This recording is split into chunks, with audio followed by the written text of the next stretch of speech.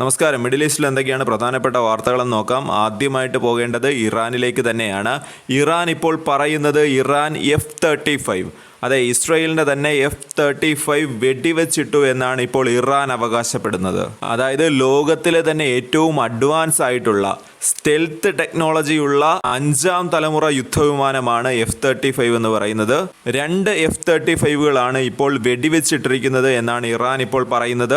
2 F-35ന് പുറമെ നിരവധി ഡ്രോണുകൾ, ഇസ്രയേലി നിർമ്മിതമായിട്ടുള്ള നിരവധി ഡ്രോണുകളാണ് ഇപ്പോൾ ഇറാൻ വെടിവെച്ചിട്ടിരിക്കുന്നത് എന്നാണ് ഇറാൻ ആർമിയുടെ ഒഫീഷ്യൽ സ്റ്റേറ്റ്മെന്റ് പറയുന്നത്. ഈ ഫൈറ്റർ ജെറ്റുകൾ പറപ്പിച്ച പൈലറ്റിനെ കുറിച്ചും ഇത് സംബന്ധിക്കുന്ന ബാക്കി ഡീറ്റെയിലുകളെ കുറിച്ചും വരും ദിവസങ്ങളിൽ ഇതിനെക്കുറിച്ചുള്ള കൂടുതൽ ഡീറ്റെയിൽ അറിയിക്കാമെന്നാണ് ഈ സ്റ്റേറ്റ്മെന്റിലൂടെ ഇറാൻ പറഞ്ഞു വെക്കുന്നത്.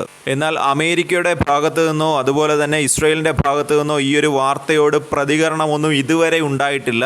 അവർ ഈ ഒരു വാർത്ത കൺഫേം ചെയ്യുകയാണ് എന്നുണ്ടെങ്കിൽ, അതായത് ഇസ്രയേൽ ഈ ഒരു വാർത്ത കൺഫേം ചെയ്തു കഴിഞ്ഞാൽ F-35 എന്ന് പറയുന്ന 5th ജനറേഷൻ ഫൈറ്റർ ജെറ്റ് വെടിവെച്ചിടുന്ന ആദ്യത്തെ രാജ്യമായിരിക്കും ഇറാൻ. അതായത് മറ്റൊരു രാജ്യവും ഇത്തരം ഒരു fighter jet, stealth fighter jet വെടിവെച്ചിട്ടിട്ടില്ല. ടെക്നോളജി പരമായിട്ടും മിലിറ്ററി പരമായിട്ടും ഇറാന്റെ ഒരു വൻ മുന്നേറ്റം തന്നെയായിരിക്കും ഇതിലൂടെ ഉണ്ടാകാൻ പോകുന്നത്. ഇന്ത്യയിലുള്ള ഇറാൻ എംബസിയും ഇതേ കാര്യം തന്നെയാണ് ഇപ്പോൾ പോസ്റ്റ് ചെയ്തിരിക്കുന്നത്. അവരും ഷെയർ ചെയ്തിരിക്കുന്നത് ഇതേ കാര്യം തന്നെയാണ്. അതായത് അമേരിക്കൻ നിർമ്മിതമായിട്ടുള്ള F-35 അത് വെടിവെച്ചിട്ടിരിക്കുന്നു ഇറാൻ എന്ന രീതിയിലാണ് അവരും പോസ്റ്റ് ചെയ്തിരിക്കുന്നത്. ഇസ്രയേൽ കൂടി ഈ ഒരു വാർത്ത സ്ഥിരീകരിക്കുകയാണ് എന്നുണ്ടെങ്കിൽ അത് തീർച്ചയായിട്ടും അത് അമേരിക്കയെ സംബന്ധിച്ചും ഇസ്രയേലിനെ സംബന്ധിച്ചും വളരെ വലിയൊരു തിരിച്ചടി തന്നെയായിരിക്കും. മറ്റൊരു വാർത്ത, ഇറാൻ നടത്തിയ ആക്രമണത്തിൽ ഇസ്രയേലിൽ ഏകദേശം 3ഓളം പേർ മരിക്കുകയും ഏകദേശം 172ഓളം പേർക്ക് പരിക്ക് സംഭവിക്കുകയും ചെയ്തിട്ടുണ്ട്. ഈ കാര്യങ്ങളെല്ലാം പറഞ്ഞിരിക്കുന്നത് ഇസ്രയേലി സൈന്യം തന്നെയാണ് ഇത് സംബന്ധിച്ച് കൺഫർമേഷൻ ചെയ്തിരിക്കുന്നത്. എന്നാൽ ഇവർ പറയുന്ന പല കാര്യങ്ങളും മറച്ചു വെച്ചുകൊണ്ടാണ് പല പ്രസ്താവനകളും നടത്തുന്നത് എന്ന രീതിയിൽ ഒരു വിമർശനവും ഇതുമായി ബന്ധപ്പെടുത്തി ഉയരുന്നുണ്ട്. വെള്ളിയാഴ്ച രാത്രിയും ശനിയാഴ്ച രാവിലെയുമായിട്ട് അക്ഷരാർത്ഥത്തിൽ ഇറാൻ ഇസ്രയേലിന്റെ ആകാശത്ത് തീഗോളങ്ങൾ സൃഷ്ടിക്കുകയായിരുന്നു. നിരവധി മിസൈലുകൾ മധ്യ ഇസ്രയേലിൽ പതിക്കുകയും നിരവധി സ്ഫോടന ശബ്ദങ്ങൾ ടെൽ അവീവിൽ കേൾക്കുകയും ഉണ്ടായി. എന്നാൽ മിസൈൽ ആക്രമണത്തിൻ്റെ, അതായത് ഇറാന്റെ മിസൈൽ ആക്രമണത്തിനെ കുറിച്ചുള്ള കൂടുതൽ ദൃശ്യങ്ങളോ അതുമായി ബന്ധപ്പെടുത്തിയ സ്ഥലങ്ങളോ ഒന്നും പ്രസിദ്ധീകരിക്കരുത് എന്നാണ് ഇപ്പോൾ IDF, അതായത് ഇസ്രയേലി ഡിഫൻസ് ഫോഴ്സ് അവിടുത്തെ ജനങ്ങളോട് പറഞ്ഞിരിക്കുന്നത്. കാരണം ഇറാൻ തങ്ങളുടെ ആക്രമണശേഷി മെച്ചപ്പെടുത്തുന്നതിന് വേണ്ടി ഇത്തരം ഇമേജുകളും അതുപോലെ തന്നെ ഇത്തരം ഷെയർ ചെയ്യപ്പെടുന്ന വിഷ്വൽസുകളും എല്ലാം തന്നെ ഉപയോഗിക്കുമെന്നാണ് ഇപ്പോൾ IDF പറഞ്ഞു വയ്ക്കുന്നത്. മറ്റൊരു പ്രസ്താവന, അതായത് ഇറാന്റെ പരമോന്നത നേതാവായിട്ടുള്ള ആയത്തുള്ള അലി ഖമേനിയുടെ ഭാഗത്തു നിന്ന് വരുന്നുണ്ട്. അദ്ദേഹം പറയുന്നത് വ്യക്തമാണ്, അതായത് ഇസ്രയേൽ വലിയൊരു യുദ്ധത്തിന് തുടക്കമിട്ടിരിക്കുകയാണ് എന്നും ഇത് വളരെ വലിയൊരു ഗുരുതര പ്രത്യാഘാതം ഇസ്രയേൽ ഉണ്ടാക്കുമെന്നാണ് അദ്ദേഹം പറഞ്ഞു വെക്കുന്നത്. ഹിറ്റ് ആൻഡ് റൺ എന്ന രീതിയിൽ ആക്രമണം നടത്തി ഇസ്രയേലിന് പോകാൻ സാധിക്കില്ല എന്നാണ് അദ്ദേഹം ഇവിടെ പറഞ്ഞു വെക്കുന്നത്.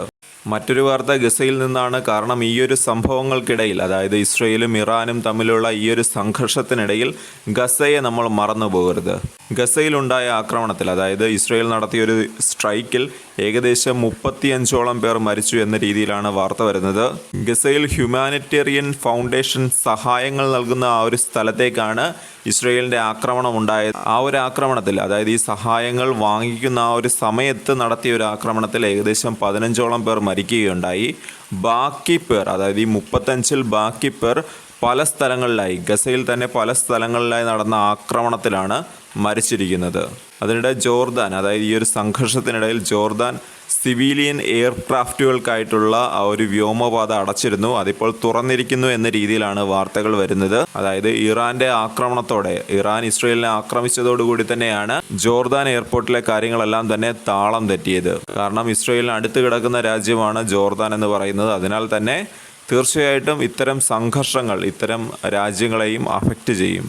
അതുപോലെ മറ്റൊരു രാജ്യമാണ് ലെബനനും ഇസ്രയേലുമായിട്ട് അടുത്ത് കിടക്കുന്ന രാജ്യമാണ്. ലെബനനും ഇപ്പോൾ താൽക്കാലികമായിട്ടെങ്കിലും തങ്ങളുടെ എയർ സ്പേസ് തുറന്നിരിക്കുകയാണ്. അതിനിടെ യുണൈറ്റഡ് നേഷൻസിൻ്റെ ചീഫ് ഒരു പ്രസ്താവനയുമായിട്ട് മുമ്പോട്ട് വന്നിട്ടുണ്ട്. കാരണം ഇത്തരമൊരു സാഹചര്യത്തിൽ ഏറ്റവും വലിയ റോള് വഹിക്കേണ്ടത് UN പോലെയുള്ള സംഘടനകളാണ്. എന്നാൽ ഇപ്പോഴത്തെ UN അവസ്ഥ എന്താണെന്ന് നമുക്ക് എല്ലാവർക്കും അറിയാവുന്ന കാര്യമാണ്. അതുകൊണ്ട് തന്നെ അതിനെക്കുറിച്ച് ഞാൻ കൂടുതൽ പറയുന്നില്ല. UN ചീഫായിട്ടുള്ള അന്റോണിയോ ഗ്ലുട്ടേൻ ഒരു അഭ്യർത്ഥനയുമായിട്ടാണ് ഇപ്പോൾ മുമ്പോട്ട് വന്നിരിക്കുന്നത്. പരമാവധി സംയമനം പാലിക്കുക എന്നാണ് അദ്ദേഹം പറയുന്നത്. പരമാവധി നിങ്ങൾ സംയമനം പാലിക്കുക. കൂടുതൽ ആഴത്തിലുള്ള ഒരു കോൺഫ്ലിക്റ്റ് ആയിട്ട് ഇതിനെ മാറ്റരുത് എന്നാണ് അദ്ദേഹം പറഞ്ഞു വയ്ക്കുന്നത്. അതിനിടെ ഫ്രഞ്ച് പ്രസിഡൻ്റായിട്ടുള്ള ഇമ്മാനുവൽ മാക്രോൺ ഒരു പ്രസ്താവനയുമായിട്ട് മുമ്പോട്ട് വരുന്നുണ്ട്. അദ്ദേഹം പറയുന്നത് പാലസ്തീൻ രാഷ്ട്രത്തെ അംഗീകരിക്കുമെന്നാണ് അദ്ദേഹം പറയുന്നത്. ഫ്രാൻസ് സൗദി അറേബ്യയുമായിട്ട് ചേർന്ന് ന്യൂയോർക്കിൽ സംഘടിപ്പിക്കാനിരിക്കുന്ന ഒരു സമ്മേളനത്തിലാണ് ഇത് സംബന്ധിച്ചുള്ള പ്രസ്താവന ഉണ്ടാകുക.